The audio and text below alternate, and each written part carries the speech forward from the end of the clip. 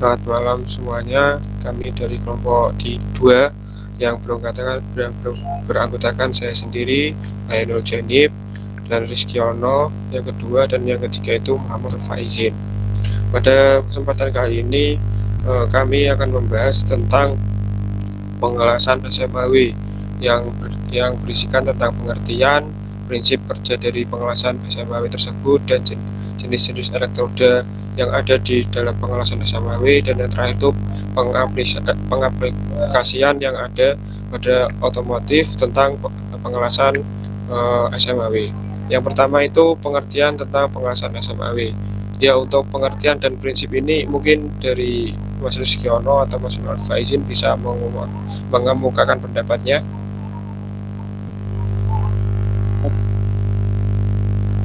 Dari Mas, aku ada sedikit di otak aku. Mas, proses penyambungan logam untuk mencairkan roda atau bisa disebut dengan bahan pengisi. Jadi energi panas pada proses pengelasan SMAW yang didasarkan karena adanya lembatan ion, katoda dan anoda, listrik yang terjadi pada ujung elektroda dan permukaan material. Pada proses pengelasan SMAW, jenis pelindung yang digunakan adalah flux yang terdapat pada elektroda. Flux pada elektroda SMAW bekerja untuk melindungi las yang mencair saat proses pengelasan berlangsung. Seperti itu, Mas Janib, untuk pengertian las SMAW menurut aku.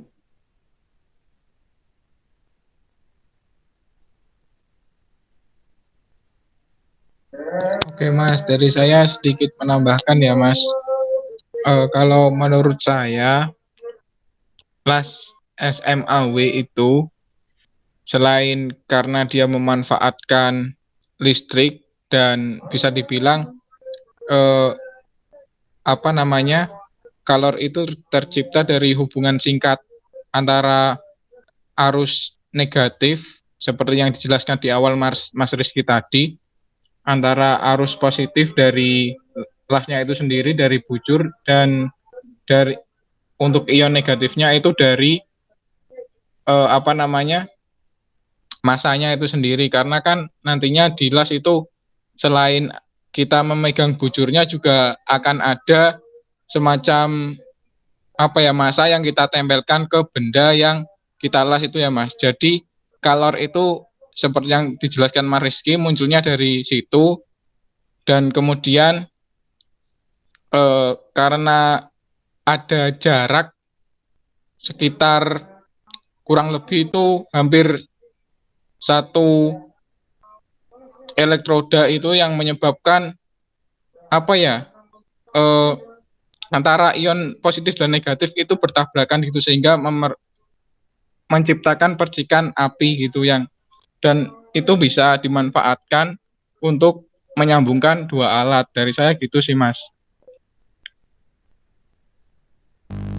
Ya, tadi ada beberapa ya dari Mas Rizky Ono dan Mas Muhammad Faizin ya, tentang pengertian dari las SMAW dan prinsip kerjanya itu. Intinya itu las SMAW itu las yang biasa disebut las busur listrik ya, yang panasnya itu diambil dari arus listrik yang mengalir antara dua logam yang nantinya di dalamnya itu ada elektroda, seperti itu pada intinya. Ya, mungkin itu untuk pengertian dan prinsip kerja dari las SMAW. Terus untuk selanjutnya itu tentang masalah elektroda yang biasa digunakan dalam las pengelasan SMAW. Yang pertama ini saya dulu ya. Mungkin yang saya ketahui tentang las pengelasan SMAW itu ada beberapa jenis elektroda. Yang saya ketahui yang pertama itu elektroda yang berselaput atau elektroda pada las bujur listrik yang mempunyai perbedaan pada komposisi selaputnya maupun kawat dalam intinya, seperti itu. Terus yang kedua itu ada elektroda baja lunak.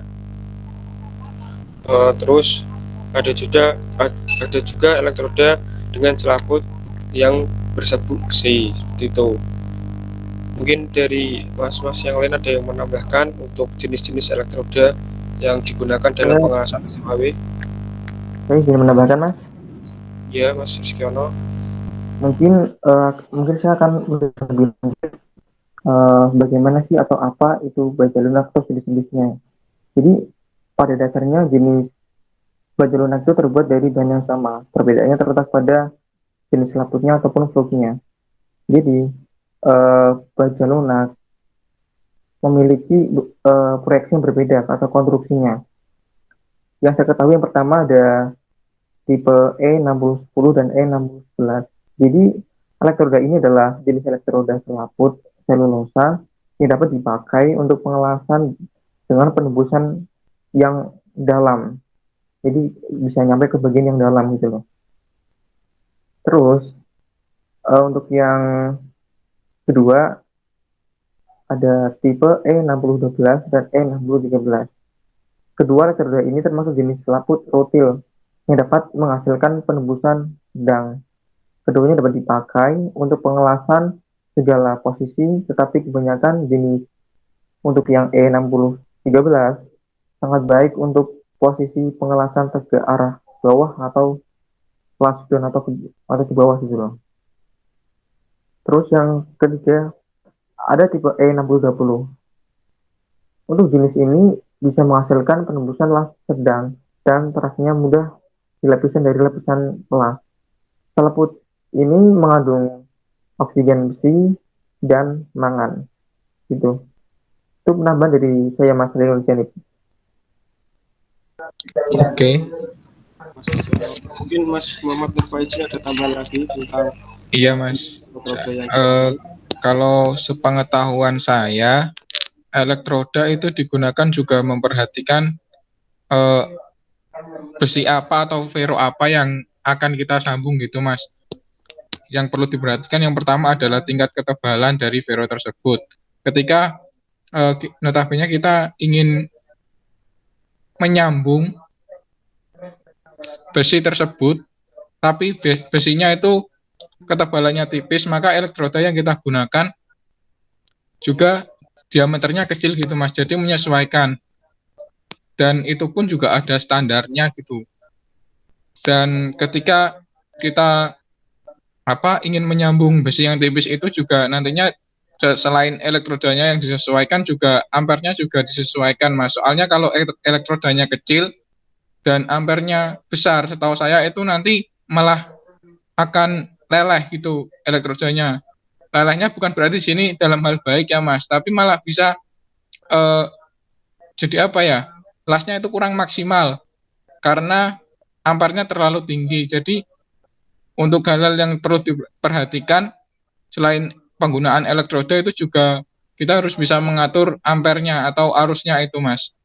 Dan kita sesuaikan dengan kebutuhan kita, baik itu untuk menyambung dari baja ringan ataupun dari yang tipis sampai yang paling tebal. Kalau yang paling tebal tentu saja diameternya juga harus menyesuaikan Mas. Dari saya itu sih Mas. Monggo dari Mas Janib kalau ada yang mau ditambahkan lagi. ya mungkin saya bisa mengambil kesimpulannya saja ya, dari jenis-jenis elektroda tadi itu tidak hanya bisa dipakai dengan jenis-jenisnya, tapi juga dipertimbangkan dalam kandungan-kandungan elektroda tersebut. Terus bukan hanya kandungannya saja, tapi apa benda kerja yang akan kita lakukan pekerjaan pengelasan dalam hal tersebut, itu juga perlu pertimbangan-pertimbangan untuk menentukan jenis-jenis dalam elektroda seperti itu ya Mas ya. Ya, mungkin ke pembahasan yang berikutnya itu ada pengaplikasian pengelasan dalam bidang otomotif. Mungkin dari Mas Muhammad Nur Faizin untuk mengungkapkan pendapatnya tentang itu. Oke Mas, mengenai topik ketiga ya, mengenai perlunya kompetensi mengelas di bidang otomotif. Saya kira itu sangat perlu dan sangat penting Mas, karena secara umum memang pengelasan itu tidak hanya di bidang otomotif saja, tapi secara umum itu juga di semua engineer atau semua apa ya yang bermain dengan teknik atau berkecimpung di dunia teknik itu perlu kompetensi mengelas, karena ini khususnya di otomotif kan kita mengenal seperti rangkaian sasis ataupun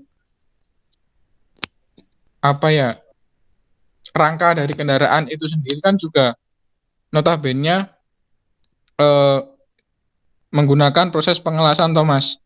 Nah, itu nanti kaitannya dengan apa kalau di otomotif tidak ada kompetensi mengelas, maka pembuatan komponen-komponen tersebut malah justru akan menambah biaya Mas, karena kan kalau las enak ya, kita tinggal motong, disambung, kalau ada berlebih kita potong lagi, terus enak itu kalau membentuknya dengan las, dan juga akan eh, apa namanya, mengurangi biaya pembuatan dari unit tersebut Mas.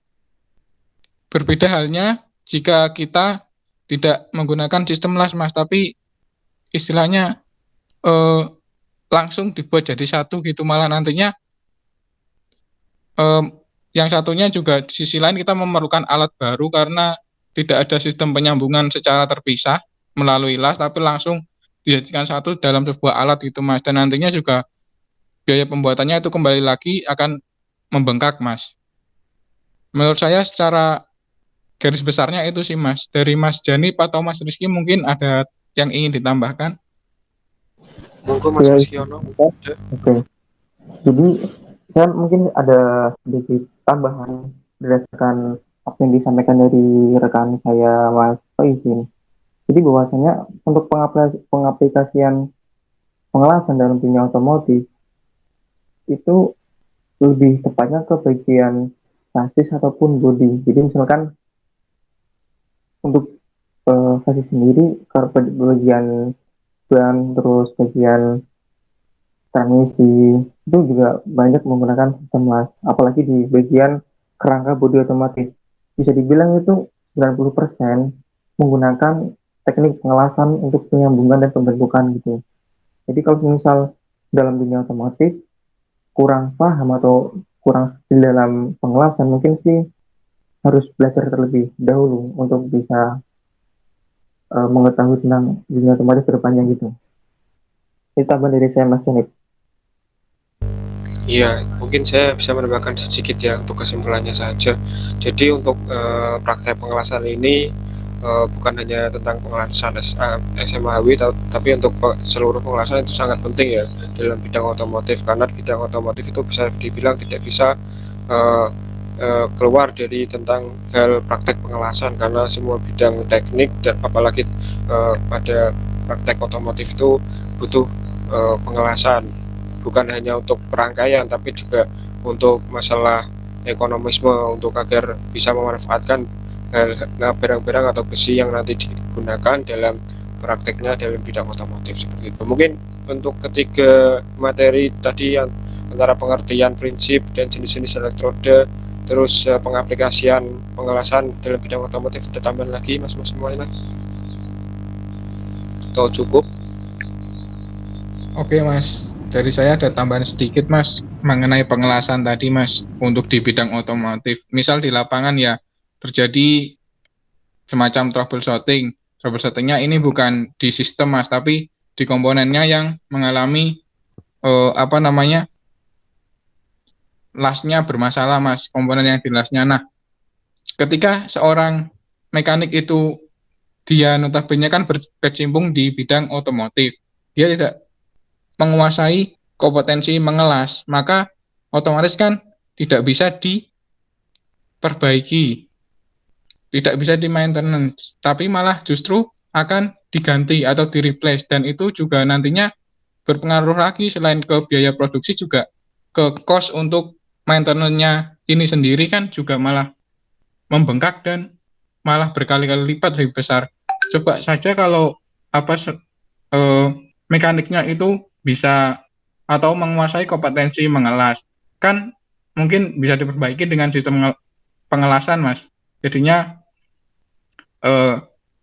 komponennya juga bisa diperbaiki dengan cost yang lebih optimal. Dari saya tambahannya itu Mas. Mungkin dari Mas Rizkyono ada tambahan lagi atau cukup? Untuk diri aku sih mungkin cukup Mas. Terima kasih.